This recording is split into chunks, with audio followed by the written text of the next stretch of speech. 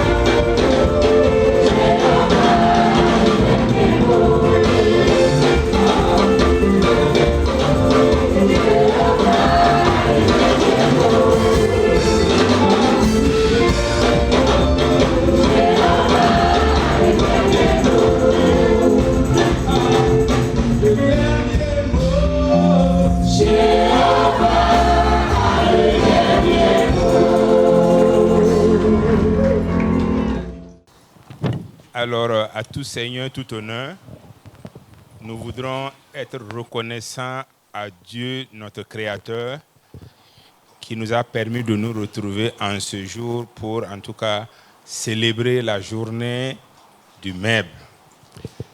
Nous voulons également être reconnaissants à notre Seigneur Jésus-Christ.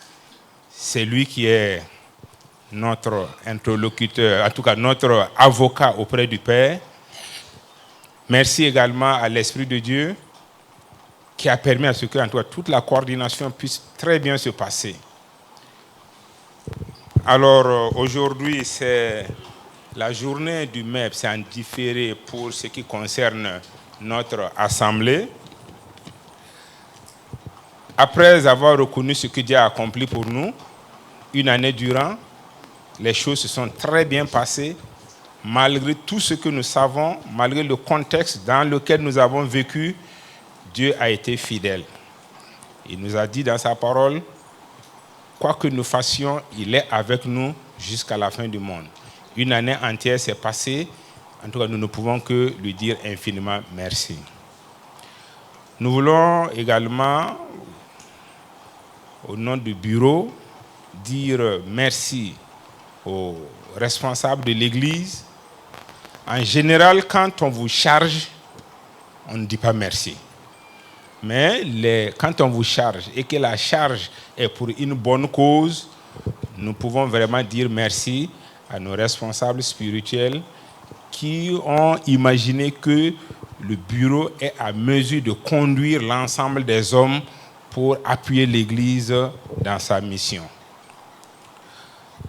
Je voudrais demander au pasteur Enoch Kaboré et pasteur Fidèle Wangre de bien vouloir se tenir debout.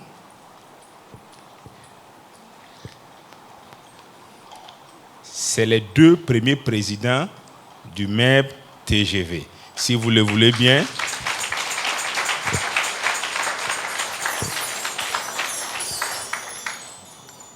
Alors, tout ce que vous voyez que le MEB essaye de réaliser, tout ce que vous avez apprécié de positif durant cette semaine, cela a à mettre à leur actif.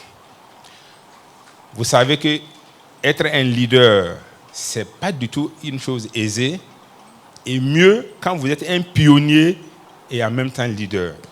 Au moment où l'Église naissait, c'était eux qui ont eu la responsabilité de conduire les hommes. Aujourd'hui, ils ont tracé un boulevard, nous nous sommes engagés gaillardement, mais il faut reconnaître que c'est eux qui ont accompli vraiment ce travail. Merci beaucoup. Vous pouvez vous rasseoir. Alors, le mardi, comme nous sommes en journée du MEB, le mardi, ceux qui étaient là, je crois qu'on a eu un débat assez intéressant pour ce qui concerne le MEB. Ceux qui n'ont pas pu être là, c'est vraiment regrettable. Je ne peux pas vous faire le résumé. Il fallait être là. Mais aujourd'hui, ce que je voudrais que nous parlions, ce n'est pas véritablement qui doit être au MEB. Nous voulons savoir qu'est-ce que le MEB peut faire pour appuyer l'Église. C'est vraiment une journée de réflexion parce que la mission première de l'Église, si je ne m'abuse, c'est la grande commission que Jésus nous a laissée. Allez partout, faites des disciples, baptisez-les au nom du Père, du Fils et du Saint-Esprit. Comment aller acquérir ces disciples? C'est tout le problème pour l'Église. Et j'allais dire pour les hommes de l'Église. Il y a 3 ans de cela, si je ne m'abuse, le pasteur Adama Ouedraogo, celui qui est à Luxembourg, il était venu ici et il a parlé de la mission. Après son message, il y a un grand nombre de personnes qui se sont tressées là, prêts pour la mission. Je ne sais pas s'il y en a, si vous vous rappelez de cela. Aujourd'hui, où en sommes-nous avec cette mission que nous nous sommes chargés d'aller accomplir? C'était des belles intentions, ça n'a pas suivi d'effet et c'est resté là. Alors que Dieu nous dit, ou en tout cas la sagesse nous apprend que au cimetière, il y a beaucoup de gens talentueux qui sont là-bas, mais qui ne peuvent plus agir. Nous avons aujourd'hui encore l'opportunité d'agir pour l'œuvre du Seigneur. Les objectifs du MEB, c'est décrit dans le manifeste du MEB. Ceux qui sont intéressés, ils peuvent aller vraiment vérifier, ils peuvent lire tout ce qui concerne l'objectif du MEB. Mais je voudrais retenir ceci. Le MEB, en moré, il paraît que ça veut dire mebo. Mebo. Construire. Donc les hommes doivent être des bâtisseurs. Des gens qui doivent construire. Mais comment faut-il aider l'Église à se construire? C'est vraiment aussi ça la question que nous devrions nous poser.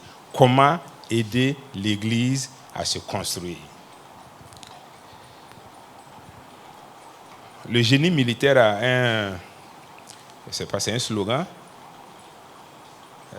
Parfois détruire, souvent construire, mais toujours bâtir. Il va falloir que peut-être au niveau du MEB, nous essayons de détruire certains stéréotypes qui sont là, qui disent le mercat ne doit pas faire ci, le mercat ne doit pas faire ça. Ça nous limite. Vous entendrez un peu partout, le protestant n'a pas la prétention à la richesse du monde. Quand vous voyez le monsieur le mieux débraillé, c'est généralement un protestant. Parce que c'est ainsi qu'il va attendrir le cœur de Dieu pour qu'il puisse accéder au ciel.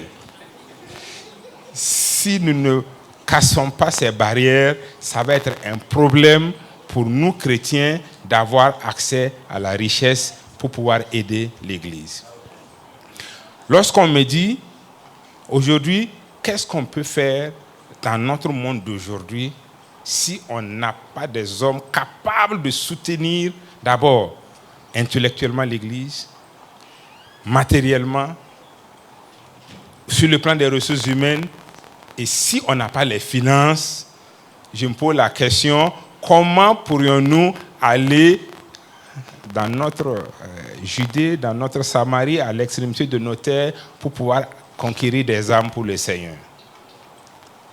Ça va être difficile. Je crois qu'aujourd'hui, il est assez utopique d'aller s'arrêter au bord de la route avec un porte-voix pour dire que Jésus sauve et quelqu'un va vous écouter. S'il ne vous traite pas de fou, en tout cas, il va passer son chemin parce que vous n'êtes plus dans le contexte de parler ainsi du Seigneur aux gens. Ça a fait son époque, ça a marché. Aujourd'hui, ça ne peut plus être vrai. De par mes activités professionnelles, je traverse beaucoup les villages. La maison de Dieu, la moins présentable dans un village, c'est toujours AD. C'est un banco, c'est fendier. Vous avez un bois en fourche qui soutient souvent le mur pour que ça ne tombe pas. Moi, je me pose la question, si je suis dans ce village, et ce pasteur vient me dire, si tu viens à mon Dieu, tu seras bien. C'est compliqué parce que ce que je vois dit le contraire de ce que tu es en train de me dire. Je crois que le MEB devrait quand même se poser des questions, essayer de trouver des ressources. J'ai dit bien, essayer de trouver des ressources pour que nous puissions soutenir l'Église. À ce que je sache, le MEB n'est pas une association hors Église. Le MEB est dans l'Église. Et le MEB doit soutenir l'Église. Lorsque je parle de soutenir l'Église, je ne parle pas de soutenir le train de vie d'un pasteur, ni le train de vie de quelques groupes de personnes. Parce que l'Église, certes, est représentée ou dirigée par des pasteurs, mais ce n'est pas en eux nous investissons, nous voulons investir pour que l'Église puisse connaître un accroissement et atteindre les objectifs que Dieu nous a appelés à atteindre.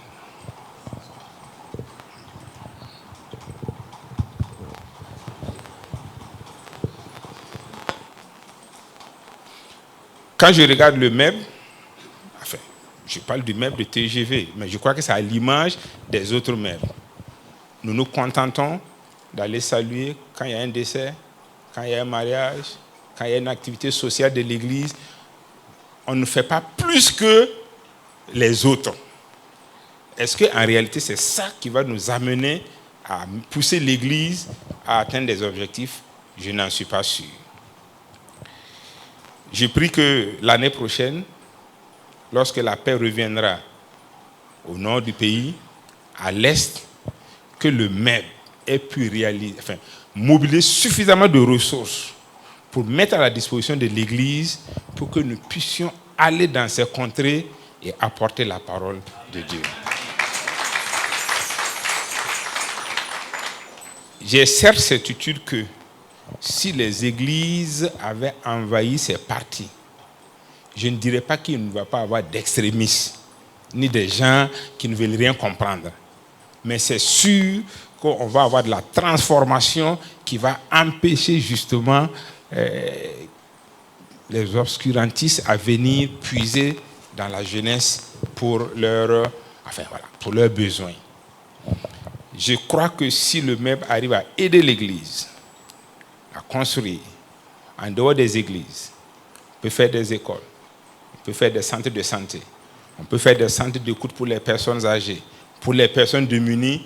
À coup sûr, même si nous ne voyons pas les résultats immédiatement, je suis certain que cela va porter fruit. Je voudrais alors inviter les hommes à réfléchir.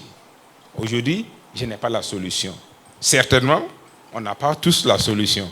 Mais je crois que si nous mettons ensemble les réflexions, les unes après les autres, on va tirer quelque chose de substantiel qui va aider l'Église à aller de l'avant. Alors, au niveau du TGV, comme vous le savez, le slogan du TGV est « On ne fait pas autre chose, on fait autrement les choses ». Donc, nous les hommes, nous avons effectivement aussi essayé de faire autrement les choses. C'est ainsi que le MEP TGV a décidé, au regard des hommes de notre Église, de lancer ce que nous appelons le concept 5-5-1. 5-5-1, nous voulons 50 hommes qui vont s'engager durant les 52 semaines que compte l'année civile à apporter 1000 francs. Ainsi, l'année prochaine, nous aurons collecté environ 2 600 000 francs, qui va permettre au MEB, au regard des orientations que le pasteur va donner, non seulement soutenir les associations faibles de l'Église, en l'occurrence le DENAD, mais aussi aider à coiffer des églises, aider à équiper, ne serait-ce qu'un banc, table-banc, enfin pas table-banc, les bancs des églises, donner des portes aux églises et appuyer des pasteurs qui vont pour la mission. Nous voulons parler des choses qui nous concernent. Nous ne voulons pas rentrer dans les ressources de l'Église. Voilà pourquoi nous voulons mobiliser ces ressources-là, indépendamment de ce que l'Église génère, pour pouvoir appuyer justement cette mission. Voilà pourquoi j'invite véritablement les hommes de TGV. Quand je parle des hommes, nous ne parlons pas des femmes, bien entendu. Nous savons que les enfants ne peuvent pas être concernés. Mais nous parlons à tous les hommes de s'engager pour la réussite de cette opération 551. À ce jour, je crois que, puisque nous avons lancé, c'est la semaine dernière que nous avons lancé le concept, je crois qu'aujourd'hui, nous sommes à un peu plus de 600 000 francs de ce que nous avons pu collecter. Tous les hommes ne sont pas encore engagés. Aujourd'hui, étant notre journée, je vais vraiment me saisir de cette opportunité pour vous inviter tous.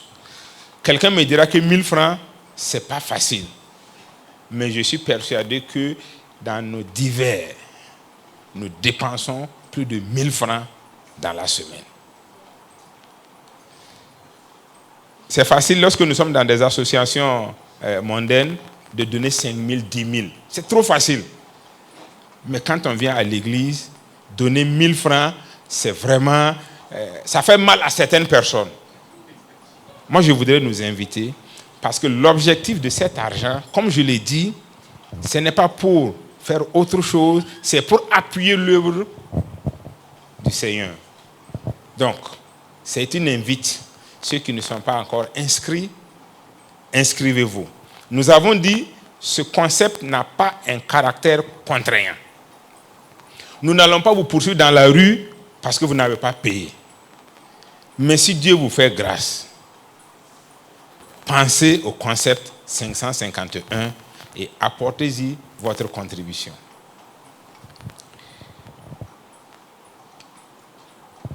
Nous allons aujourd'hui, à l'occasion de la journée, de façon symbolique, inviter le bureau, pas tous les hommes d'abord, inviter le bureau à donner de façon symbolique les 1000 francs pour ce dimanche bien précis. Même s'ils ont déjà cotisé pour les autres, enfin, il y en a qui ont déjà payé même l'année, mais aujourd'hui, de façon symbolique, nous allons inviter les bureaux à donner les 1000 francs afin d'encourager tous les hommes à agir de la sorte. Ceux qui sont intéressés par ce concept verront le frère Dipama à la sortie du culte. Certainement, si vous donnez 1000 francs, vous n'allez pas avoir un reçu de 1000 francs. On va comptabiliser ce que vous allez faire dans le mois, dans le trimestre, et on vous donnera une quittance en fonction de ce que vous aurez cotisé. Du reste, il y a une plateforme des hommes de l'Église. Toute information relative, les montants collectés seront publiés dans la plateforme. Et soyez-en sûrs, aucun centime ne quittera cette caisse si on ne vous rend compte au préalable.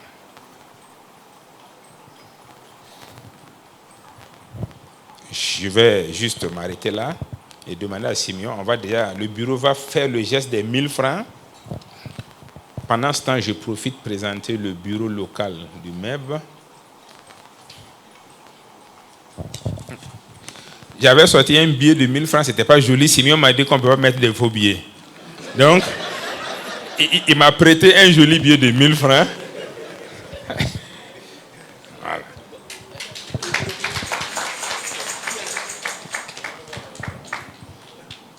Le bureau, vos 1000 francs, symboliques.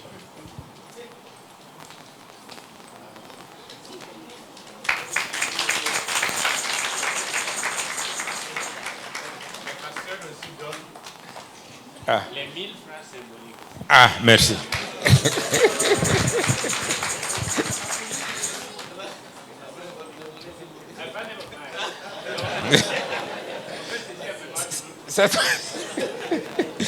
D'accord.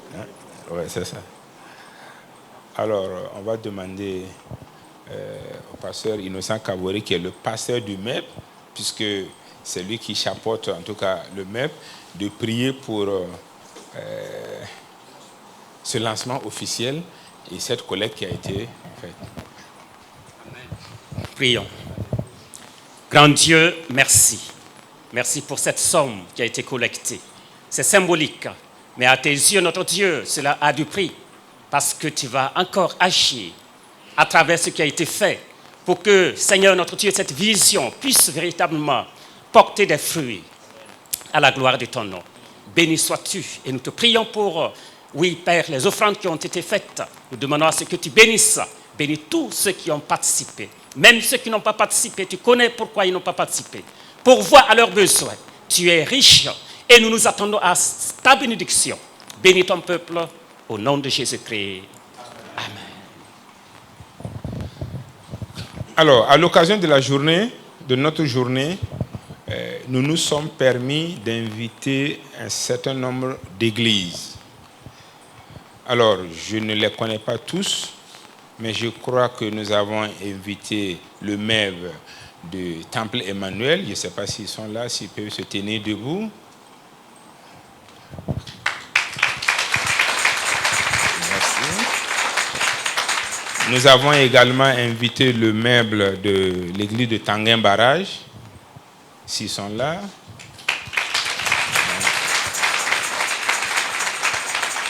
Merci. Il y a le MEB de l'église d'Antenneville. Sont-ils là?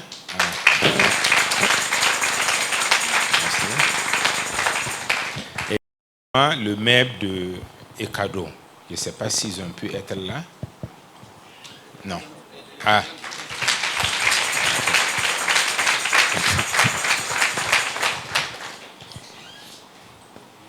Il y a le sage chinois qui dit « Il y a un réel plaisir de recevoir des amis qui viennent de loin.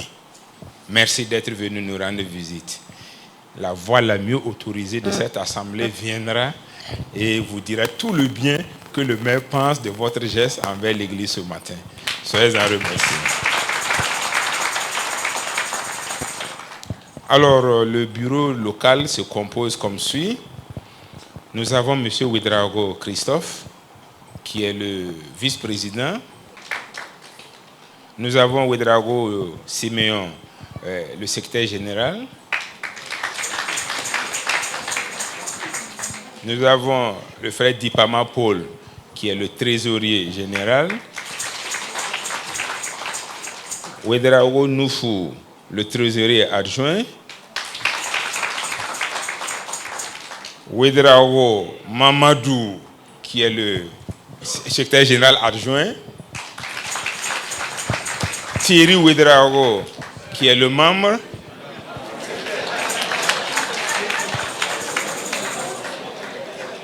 Badini Pierre, qui est le second membre.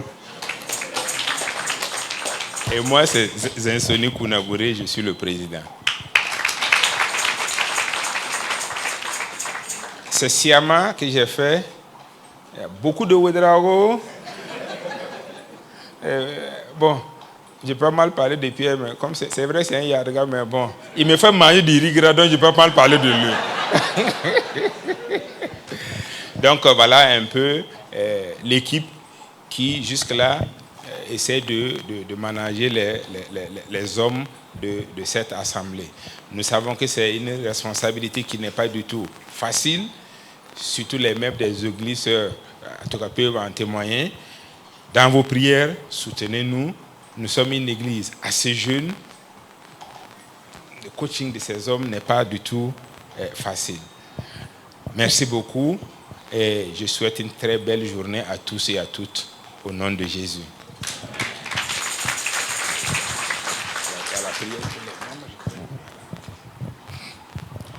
Je demande à tous les pasteurs, venez, nous allons prier pour eux.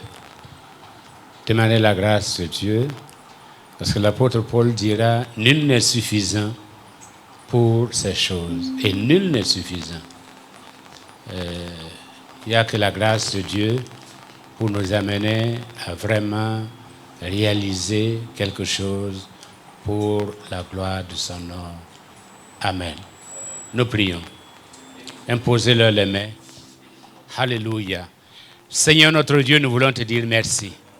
Merci Seigneur parce que ce n'est pas nous qui t'avons choisi, mais c'est toi qui nous as choisis, afin que nous puissions aller porter des fruits.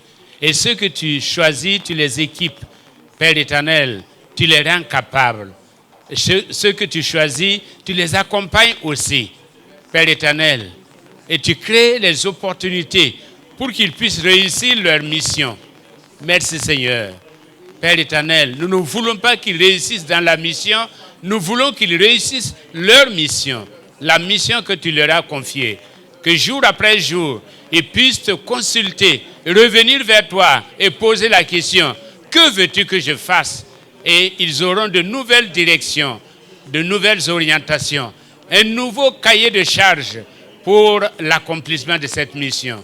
Bénis-les, que ce soit en famille, que ce soit dans la société, dans les affaires, dans leur occupation. Bénis-les, Seigneur, et fais d'eux la tête et jamais la queue. Fais toute la différence dans leur vie. Que ta présence fasse toute la différence dans leur vie et dans leur ministère. Merci, Seigneur. Que ton nom soit loué et béni. Au nom puissant de Jésus-Christ. Amen. Amen. Que Dieu bénisse.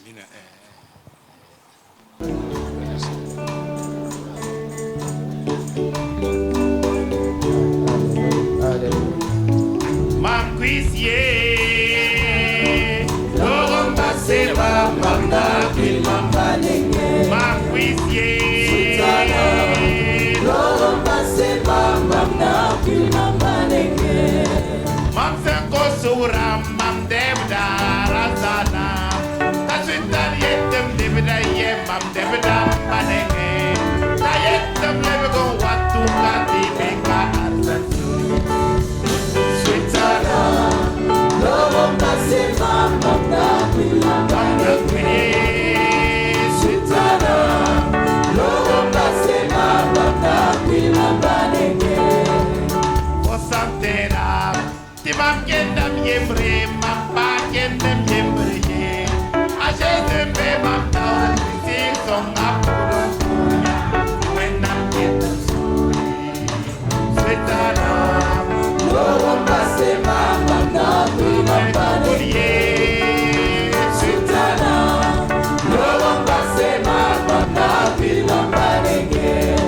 I'm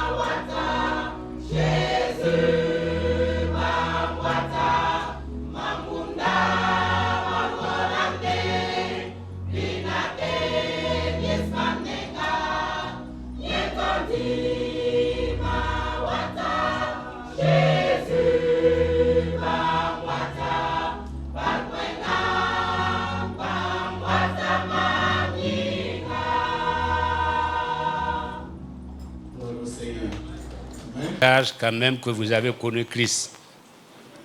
Amen. Que le nom de l'Éternel soit béni. Je vais répéter ce que j'ai dit vendredi soir, parce qu'on me l'a dit dans la semaine à la Fatiade. Je vois Job qui rit. Merci parce que tu es d'accord avec moi. C'est un âne.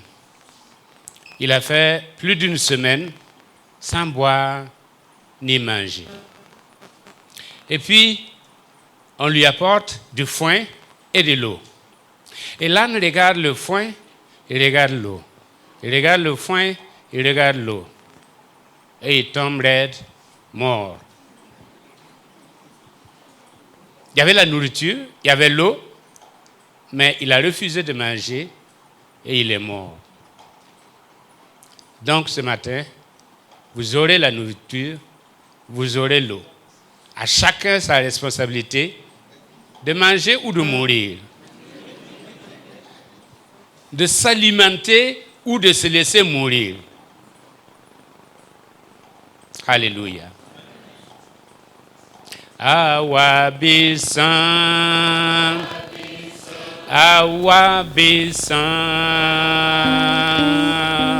when I'm guama, yawabisan, bilemengese, layam naya,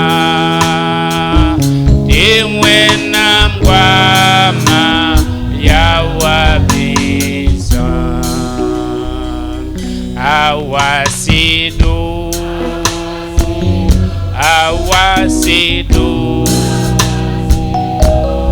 when I'm guama, yawasidu,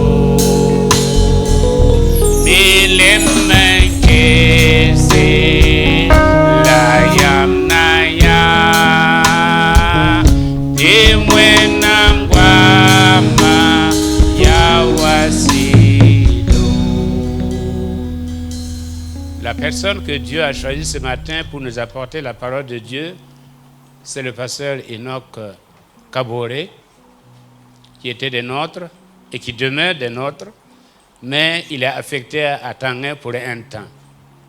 Le temps d'un temps et la moitié d'un temps. Donc il nous revient, comme il a été présenté, il a été le premier responsable du MEB. Donc c'est à faire plaisir que nous l'accueillons. Pasteur, venez. Seigneur, bénis ton serviteur.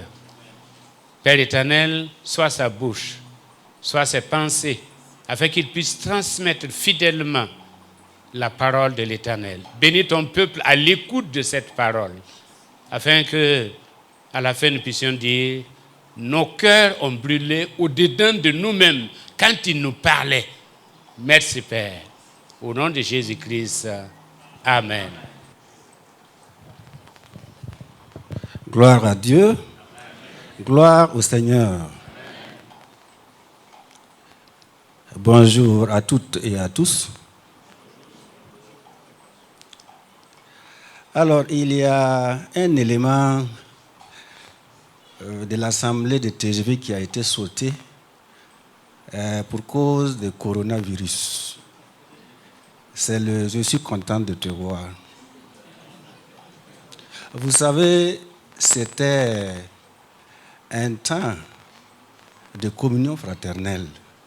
C'était un temps où, en tout cas, les fidèles pouvaient s'approcher facilement les uns des autres et communier.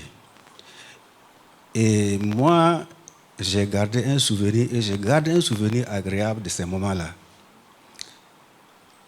Et je pense que TGV devrait pouvoir garder cela quand la question sécuritaire et sanitaire seront réglées.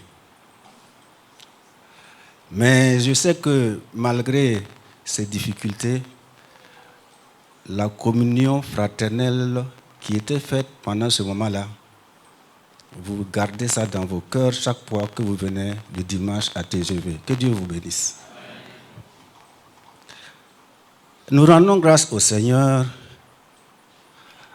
parce que c'est lui qui a permis à chacun de nous d'être là ce matin pour célébrer ce culte. Je voudrais exprimer toute ma gratitude au pasteur principal de cette église, le docteur Eli Kumbem et tout le corps pastoral qui me permettent de me tenir devant vous pour vous apporter la parole de Dieu. Je remercie le MEB qui a bien voulu inviter les anciens présidents pour la commémoration de la journée. Alors, je voudrais vous transmettre les salutations de Moïse Sawadogo, qui est le pasteur principal de l'église de Tanguin Barrage, avec toute l'assemblée. Je suis venu accompagné de mon épouse et d'une délégation de l'église de Tanguin Barrage. Frère Job, vous allez encore vous lever. Voilà, la délégation qui m'a accompagné. Merci beaucoup. Et mon épouse, merci beaucoup. Merci beaucoup. Vous pouvez vous asseoir. Alors, notre méditation de ce matin va porter sur le pardon. C'est le thème que le Bureau national du MEB a choisi pour commémorer la journée de 2020. Et comme le président national lui-même, il est là, je n'ai pas l'autorisation de lui donner le micro pour qu'il dise ce qui les a motivés à choisir ce thème. Mais je suis sûr qu'ils ont été inspirés et qu'ils ont vu la nécessité pour l'Église qu'on fasse un enseignement sur le pardon. Président, soyez-en remerciés. Alors, quand on parle de pardon, nous savons que l'importance du pardon est évidente pour nous chrétiens. Parce que le pardon est divin d'abord. Et ensuite, il est le fondement même de la foi chrétienne. Alors,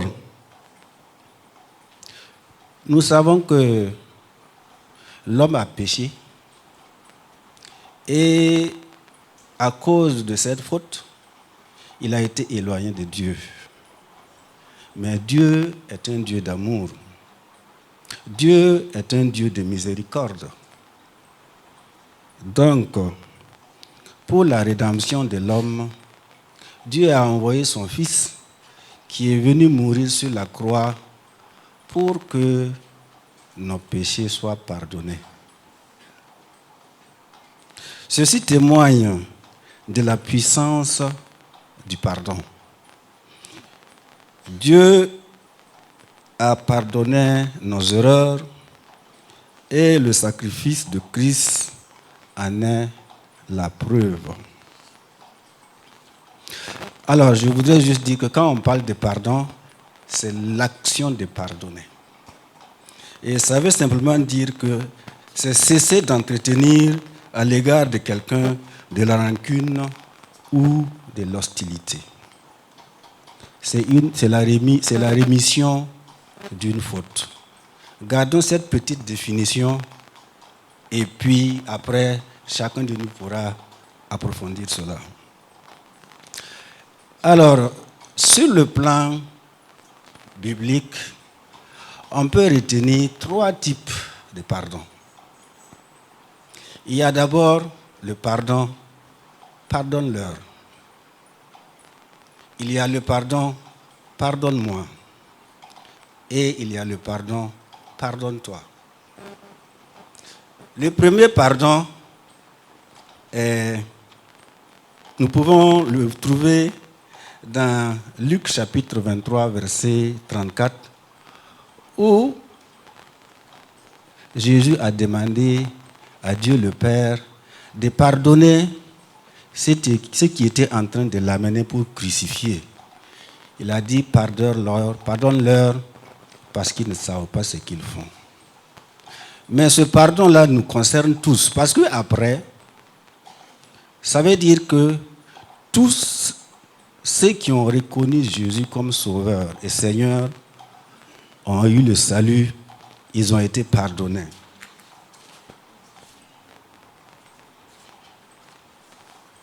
Et chaque jour, nous bénéficions de ce pardon parce que chaque fois que nous adressons à Dieu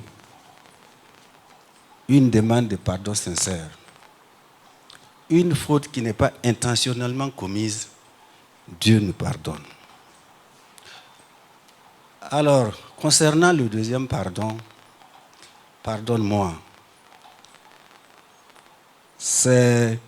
nous pouvons trouver une édification de ce que nous disons dans Matthieu chapitre 18 au verset 15 et au verset 21. Alors, Jésus, au verset 15, a donné un enseignement sur la procédure, sur les étapes d'un pardon. Les étapes d'un pardon. Et au verset 21 à 22, c'est là où Christ montre que le pardon, c'est quelque chose qui est continu. Le pardon, il n'y a pas de nombre de fois qu'on a pardonné. Et le dernier, nous nous inspirons de Matthieu chapitre 27, versets 3 à 5. Parce que des fois, nous commettons des fautes, nous offensons soit Dieu ou les hommes et nous demandons pardon. C'est vrai, si le pardon est demandé de façon sincère, même nous les hommes, on accorde le pardon. Et Dieu aussi accorde le pardon. Malheureusement, nous pouvons même refuser d'accepter le pardon là. On dit non, moi ma faute est tellement grave que je ne peux pas être pardonné. Nous n'arrivons pas donc à nous pardonner, à nous débarrasser de ce fardeau et nous vivons un calvaire pouvant même entraîner notre mort physique ou spirituelle. C'est le cas de Judas Iscario. Quand Judas a trahi Jésus, il a eu du remords. Et après, il est parti se confesser publiquement. Il a pris la pièce, l'a jetée, il a dit non. Donc, nous pensons que son pardon a été accepté. Mais lui-même, il ne s'est pas pardonné. Donc, il est parti se pendre. Donc, vous voyez que c'est quelque chose que nous pouvons traîner devant nous qui peut être un handicap pour nous. Alors, si nous voyons les trois types de pardon, le pardon que le maître a décidé de traiter, c'est comment pardonner un frère en Christ qui s'est rendu coupable à votre égard. Comment pardonner un frère en Christ qui s'est rendu coupable à votre égard? Nous allons lire dans Matthieu chapitre 18, versets 21 à 22. Et je voudrais demander au président du MEP TGV, le frère Zensounou, de bien vouloir lire le passage. Alors Pierre s'approcha de Jésus et lui dit, « Seigneur, combien de fois pardonnerai-je à mon frère lorsqu'il péchera contre moi? Est-ce que ce sera jusqu'à 7 fois? » Jésus lui dit, « Je ne te dis pas jusqu'à 7 fois, mais jusqu'à 70 fois 7 fois. » Amen. Alors, avant d'analyser le texte en lui-même, nous allons remonter un peu au verset 15. Donc Matthieu 18, 15. Parce que là-bas, Jésus donne un enseignement et il dit comment traiter un croyant qui pêche contre son frère. Les étapes. Et là, il a dit, premièrement, va, reprends-le entre toi et lui. Ça, c'est la première étape. La deuxième étape, prends avec toi une ou deux personnes pour témoignage. S'il y a échec toujours, dites-le à l'église. Dis-le à l'église. Et si l'église n'arrive pas à amener le frère à se confesser, alors il faut les traiter comme un païen. Traitez-le comme un païen. À partir de ce moment, vous estimez qu'il n'est plus votre frère en Christ. Alors, donc, cette procédure du pardon-là, Pierre la connaissait bien. Il la connaissait bien. Et il savait aussi que, selon les enseignements traditionnels au sein du judaïsme, offrir 3 fois votre pardon était synonyme d'indulgence. Chez les judaïstes, lorsqu'on accordait le pardon 3 fois à quelqu'un, c'était déjà beaucoup. Et vous savez que Pierre, c'était peut-être un des apôtres le plus zélé pour le ministère. Alors Pierre s'approche de Jésus. Lui, il sait que c'est 3 fois. 3 fois là, c'est bon. Donc il s'approche de Jésus. Il dit que bon, est-ce que si je pardonne mon frère 7 fois, est-ce que ce n'est pas bon? En se disant intérieurement que bon, on va dire, Jésus va lui dire, bon, toi tu sais que c'est bon, puisque même chez les judaïstes là, c'est 3 fois. Mais la réponse de Jésus va l'abasourdir.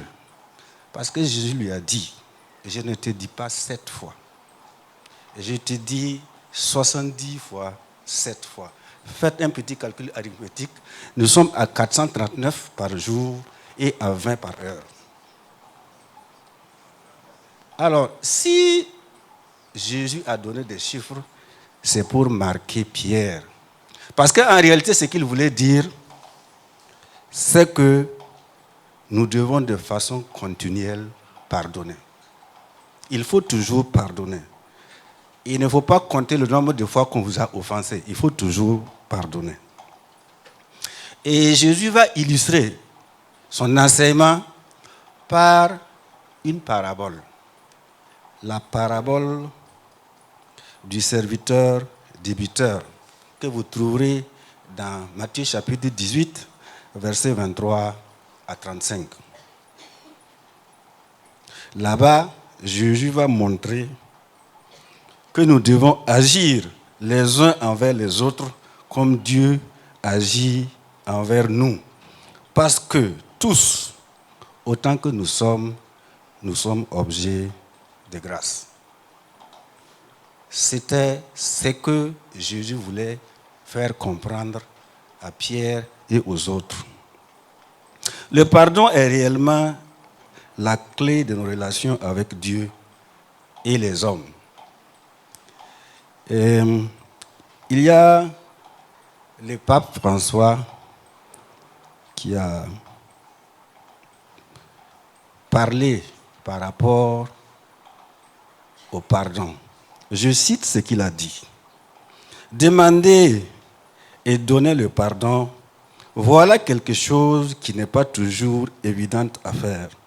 Or, le chrétien doit être ouvert au pardon et doit toujours pardonner. Le pardon n'est pas une option, mais une nécessité qui ne nie pas les torts subis, mais reconnaît que l'être humain, créé à l'image de Dieu, est toujours plus fort que le mal qu'il commet. Le pardon est l'essence de l'amour qui sait comprendre l'erreur et y apporter un remède. Sur ce point, les Monsila disent Tisikurun Kati El Sam. Voilà. C'est-à-dire, c'est l'absence du pardon qui fait que la situation va se pourrir. S'il y a le pardon, il y a toujours quelque chose qu'on peut récupérer. Mais s'il n'y a pas de pardon, c'est sa faute. Généralement, quand ces démarches-là sont précédées par une prière soutenue, une prière sincère envers Dieu, en principe, ça marche. C'est alors que, sachant qu'il s'est confessé, vous lui direz, mon ami, je t'ai pardonné. Alors, mais la Bible nous dit quand même que l'offre de pardon doit être rapide. Parce que si vous lisez dans Éphésiens chapitre 4, verset 26, on a dit que quand vous péchez, quand vous êtes en colère, il ne faut pas pécher. Mais que votre colère là, que le soleil ne tombe pas sur votre colère. Ça veut dire que plus on va tarder, plus des ingrédients vont venir alimenter la situation et la demande de pardon va être beaucoup plus difficile. Mais le pardon est un processus. Vous ne pouvez pas demander à quelqu'un pardon tout de suite et penser que l'heure qui suit là, vous êtes devenus des bons amis, tout est harmonieux. Non, c'est un processus. Et il faut être patient. Le fruit du pardon, c'est quelque chose qui est nourri par la patience. Alors, aujourd'hui, c'est la journée du meuble. Donc, à tout Seigneur, tout honneur, nous sommes obligés quand même de parler des hommes dans le pardon, le rôle des hommes dans le pardon. Parce que la parole de Dieu dit que l'homme est le chef de la maison. Quand tu es le chef de la maison, c'est toi qui prends les initiatives. Donc c'est notre rôle. Notre premier rôle, c'est de savoir que nous sommes le chef de la maison et nous devons prendre des initiatives. Ensuite, la parole de Dieu dit, lorsque on se présente devant le pasteur le jour du mariage, la parole de Dieu dit à l'homme d'aimer sa femme. En fait, lui, il doit aimer. La femme doit se soumettre, mais l'homme doit aimer. Or, quand on aime, on pardonne. Quand on aime, on pardonne. Vous trouverez ça dans 1 Corinthiens chapitre 13, verset 7. Alors, qu'est-ce que pardonner nous apporte dans notre couple? Qu'est-ce que pardonner nous apporte? Parce que quand on parle du meuble, là, il faut en même temps voir le couple. Parce que, comme j'ai dit, comme c'est l'homme qui est le maître, il couvre tout, mais la femme aussi est dedans. Il ne faut pas qu'elle pense que... Non, tout le monde est dedans. C'est le couple. Alors, qu'est-ce qui est avantageux pour un couple de se pardonner? D'abord, ça leur permet de rester ensemble. Parce qu'un couple qui ne peut pas s'asseoir 1 minute, 2 minutes pour communiquer, c'est sûr que ça ne peut pas aller. Donc le pardon nous permet de rester ensemble parce que le pardon crée la relation. Le pardon crée la relation. Et ensuite, lorsqu'on se mariait, bon, je ne sais pas si tout le monde s'est marié devant le pasteur, c'est la même chose. Lorsqu'on se mariait, on s'est engagé pour aimer la femme. L'homme s'est engagé pour aimer la femme. Donc, ça veut dire que c'est une fidélité à un engagement. Et je pense que, comme Dieu est fidèle là, nous aussi nous devons, dans la mesure du possible, être fidèles à nos engagements. Et le pardon nous rend libres. Le pardon rend le couple libre. Le pardon apporte la liberté et avec elle la joie et la paix. Les dispositifs du pardon. Le pardon est un échange de dons, un acte d'amour réparateur. Dans les crises et les disputes, les responsabilités sont souvent partagées. Mais ce n'est pas ce que nous voyons dans les familles. Parce que quand il y a une dispute ou une crise, chacun tire la couverture de son côté et il dit que l'autre là, moi je suis victime innocente de l'autre. Non. Dans un couple, chacun doit prendre ses responsabilités. Et chacun doit ouvrir son cœur.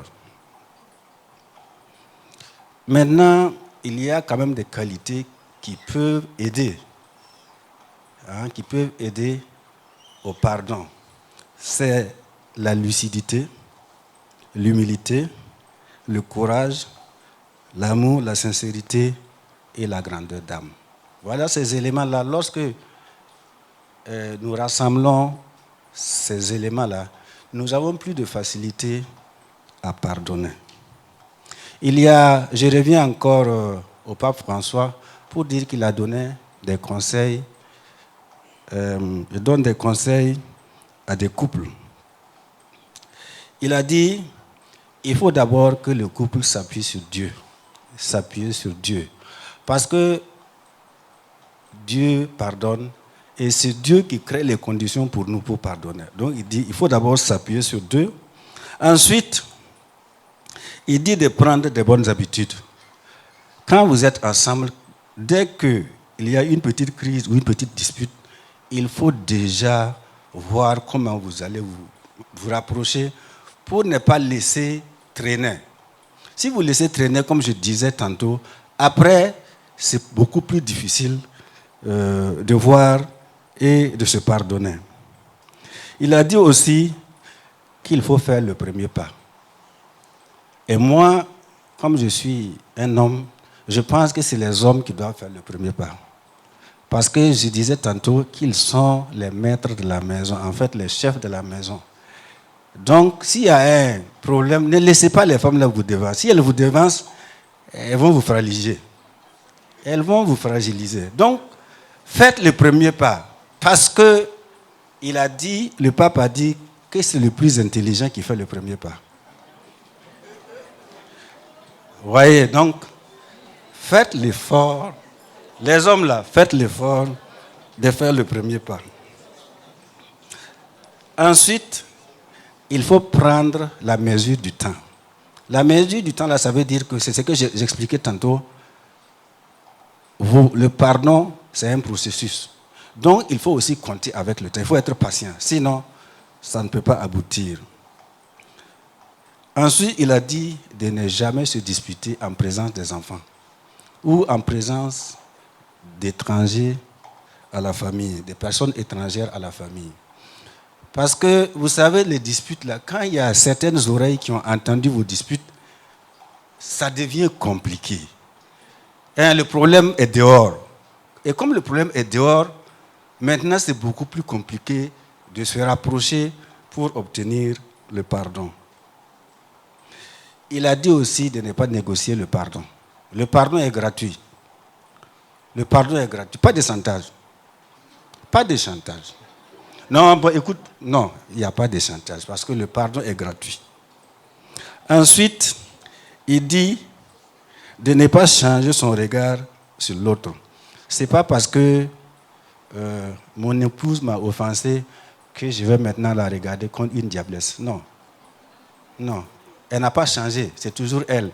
Mais il y a quelque chose qui est venu intervenir pour que, de façon momentanée, vous soyez en brouille.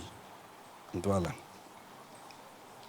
Et là-dessus, il y a un ancien président des États-Unis qui a dit, je le cite, « Notre couple n'a pas de problème de dispute majeure parce que je considère que mon épouse a toujours raison. » Lui, il considère que son épouse a toujours raison. Alors, essayez d'expérimenter la démarche Et on se donne rendez-vous l'année prochaine pour faire l'évaluation. Alors, aussi longtemps qu'un chrétien ne peut pas pardonner à un autre, sa relation avec le Père est interrompue. Il a beau prier, sa prière n'est pas exaucée. Matthieu 6, 15. Il se prive de la présence de Dieu, de la joie du salut et de celle du pardon, ainsi que des multiples bénédictions de la communion fraternelle. Il y a beaucoup à perdre. Le refus de pardonner est une terrible prison dans laquelle beaucoup de chrétiens ont croupi pendant des années, dans l'amertume, les accusations et la justification de soi. On ne sort pas de cette prison, on ne sort de cette prison que lorsqu'on confesse la dureté de son cœur à Dieu et que l'on pardonne au frère ou à la sœur. Puisse Dieu nous donner de vivre une vie de pardon, un cœur qui pardonne, un cœur qui accepte le pardon. Je vous invite à vous tenir debout et nous allons prononcer le Notre Père, que tout le monde connaît ici, le Notre Père. Que ton nom soit sanctifié, que ton règne vienne, que ta volonté soit faite sur la terre comme au ciel. Donne-nous aujourd'hui notre pain de ce jour. Pardonne-nous nos offenses, comme nous aussi nous pardonnons à ceux qui nous ont offensés. Ne nous mets pas dans la tentation, mais délivre-nous du mal, car c'est à toi qu'appartiennent au siècle des siècles le règne, la puissance et la gloire. Amen. Que chacun demande à Dieu de lui... Asseyez-vous. Merci. Que chacun demande à Dieu de lui pardonner ses offenses, tout en s'engageant de pardonner aussi ceux qui lui ont offensé. Que Dieu vous bénisse.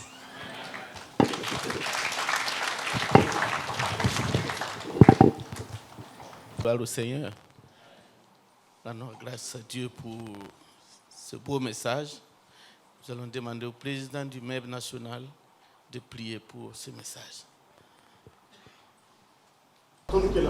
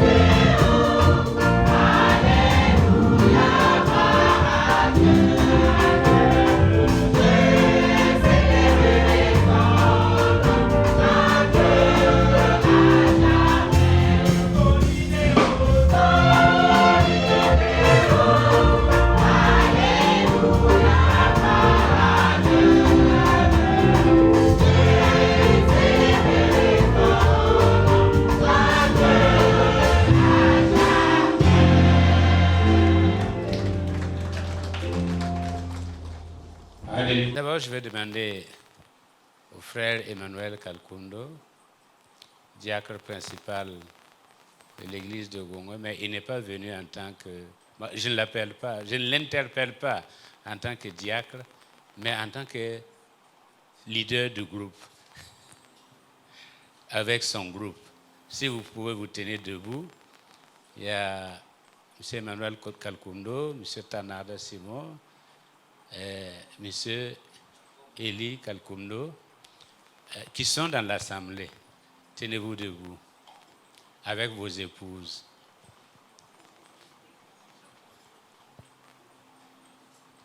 Merci beaucoup. Merci. Que Dieu vous bénisse.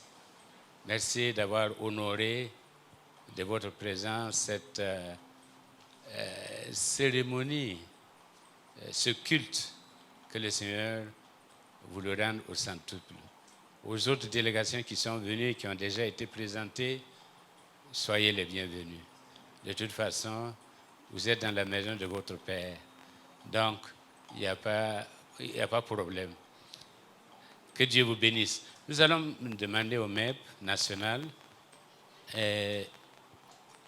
vous êtes venu en bureau, donc dites-nous qui est qui et qui fait quoi. Barakwanam. Tonda ra serla ramenda toron wakane wa présenter bureau par janvier, le 25 janvier 2020 à ton le premier de bureau national. La docteur Eli Yaton Meba, président d'honneur, tonda yelamtena wa men wa présenter ban bureau. La tonne de invitation à mamda yelameti haya woto na kelan wa men on profiter kelan willig docteur tonda bureau. La tonne wa neba wusro neb kierbe katonri kierbe ya bandamba. Je peux interpréter. Oui. Pasteur Pierre Sawadoro, lui c'est le secrétaire à l'organisation, et il y a le pasteur Bunkungu, lui c'est le secrétaire général adjoint. Ok. Merci pour la rectification. Merci. Soyez bénis. Merci. Et demeurez dedans. Amen. Bonne et heureuse fête. Que Dieu vous bénisse. Que Dieu vous accompagne. En tout cas, tout ce que vous avez dit nous va droit au cœur. Et je peux dire que je retrouve le MEB. Parce que quelqu'un a dit, il vaut mieux être producteur d'événements que d'être le produit des événements. Nous ne sommes pas là pour être le produit des événements. Nous sommes là pour être le producteur d'événements. Et comme j'aime à le dire, il faut être supérieur au meilleur. Meilleur pain, supérieur au meilleur. Vous devez être supérieur au meilleur qu'il y a. Parce que, eh bien, comme on dit, il est bon d'avoir confiance en Dieu. Mais il est mieux quand Dieu a confiance en vous. Or, Dieu a confiance en vous. Et Dieu vous a équipé. Et Dieu vous a donné tout pour réussir et rien pour échouer. Celui qui échoue, enfin, comme on dit, celui qui est esclave, est né pour l'être. Sinon, il peut se libérer. C'est pourquoi Dieu vous a donné tout. Ne doutez pas de votre pouvoir. Parce que si vous doutez de votre pouvoir, vous donnez des doutes à votre pouvoir. Si vous doutez de votre pouvoir, vous donnez des doutes à votre pouvoir. Je voudrais que vous soyez un maillon qui va servir d'exemple. De toute façon, la révolution ne se fait pas en masse. La révolution commence par une ou deux personnes pour atteindre.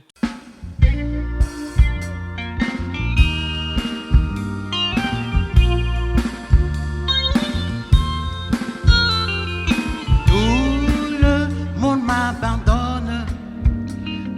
suis à toi. Chaque fruit m'accompagne. Ô Seigneur,